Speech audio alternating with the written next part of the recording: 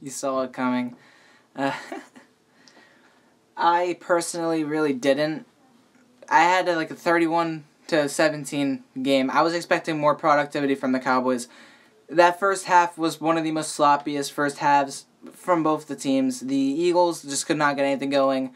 Offensively, the play calling was just bad. As far as the Cowboys went, Dak threw two picks in like 5 minutes within each other, but the Eagles couldn't capitalize off it. That's something that they really have to work on. And I know the score is 37-9, but trust me, this game, that first half of the game, we were down 9-7. It was a very sloppy, ugly game. The first half was just god awful. Doug Peterson play calling was very sloppy. They stepped away from what worked on the first drive of the game for the next 7 drives of that half, and they just did not do anything that helped them win football games, and it just sucked. We were embarrassed. But the defense was great all throughout the entire game. 9-1, that's all that matters. Yes, but there's still a lot of things they need to work on. But the addition of Ron Darby, put him with Jalen Mills and then rookie Russell Douglas and Patrick Peterson in the slots. Of course, you got the safeties, Rodney McLeod and Malcolm Jenkins. Great secondary. They shut out Dez Bryant. They shut out everybody. Dez Bryant had like 60 yards. Great. Good for him. But no touchdowns. No touchdowns whatsoever. It was a really great game. We needed to wash the rest off, and we did that. Exactly.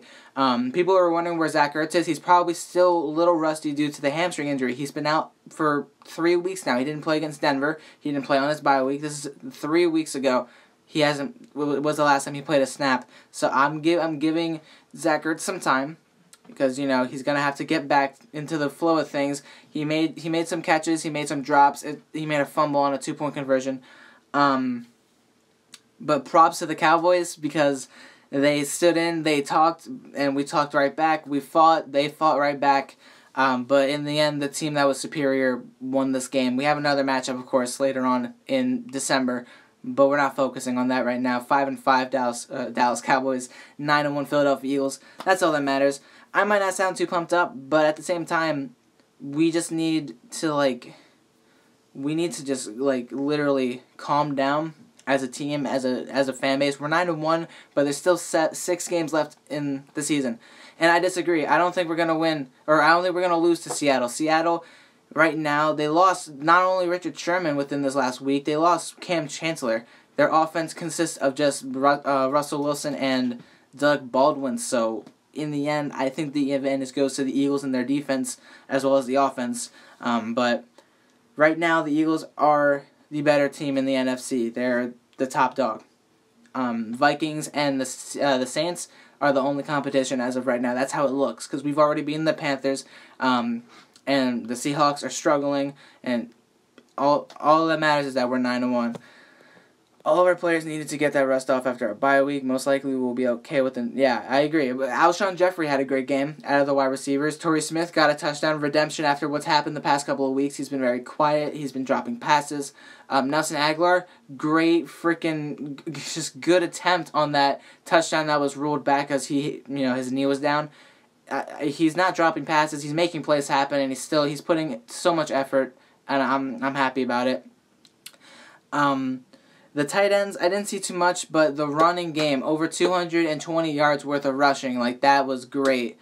Beat them so bad they had to bring out Cooper Rush. Yeah, that is just pitiful, okay? The fact that you had to put in your backup because Dak cannot go a second without getting hit, and you cannot produce anything offensively, that you just give up, that is that is just downright terrible. And for the Cowboy fans, I feel bad.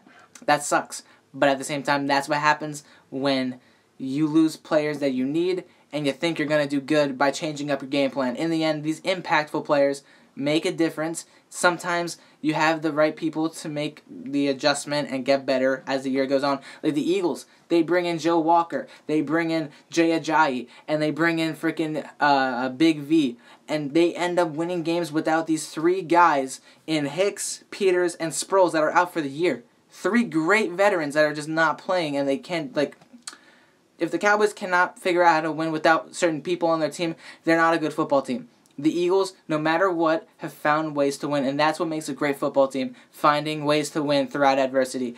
Dak Prescott, 3 interceptions, 1 fumble returned for a touchdown.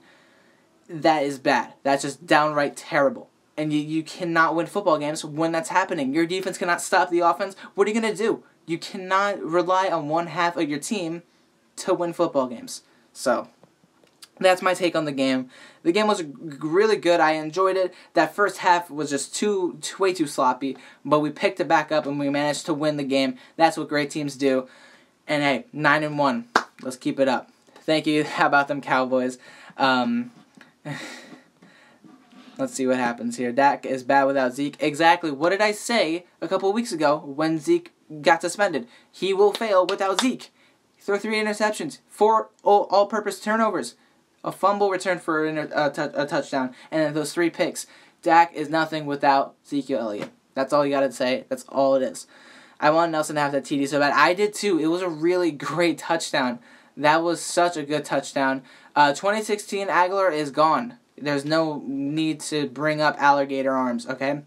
He is a different player, and he has a different mindset, and right now the offense that he's in fits him perfectly. It's just making great things. It's just all around. Dak is learning to be better without Zeke, going through Wentz and what Goff went last year. Yeah, but the thing about last year is that both those two teams were thrown into a situation, both those quarterbacks were thrown into a situation where their offense was just not good. It was just depleted. Dak Prescott still has weapons. Dez Bryant, Terrence Williams, Cole Beasley, Jason Witten, and your running backs didn't do too bad. Alfred Morris ran for almost 100 yards against us. That's really good. But the fact that you cannot score and you cannot build momentum, that's not good. You need to be a leader. You don't need one person to help lead your team. If you need Zeke Elliott so bad to lead your team, you are not a leader of the football team.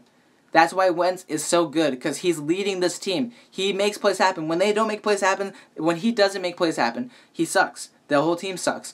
But when Wentz takes control of the offense and he makes plays happen, he makes plays happen. It's that simple. They are going to win football games when Wentz is leading this team, making plays happen, scoring points.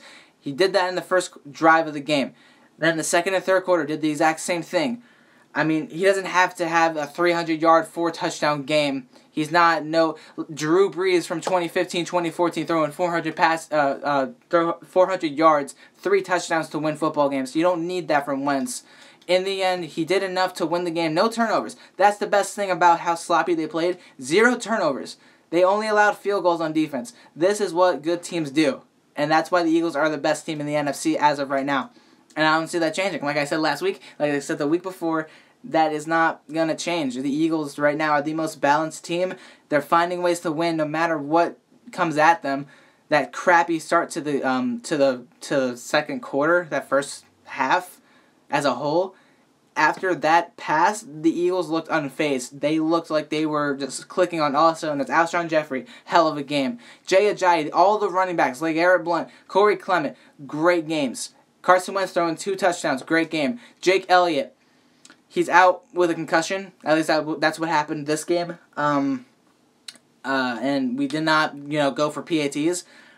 But the fact that we were managing to score on 2-point conversions almost each and every time, that's really good. That shows that we don't really need Jake Elliott as long as we score touchdowns.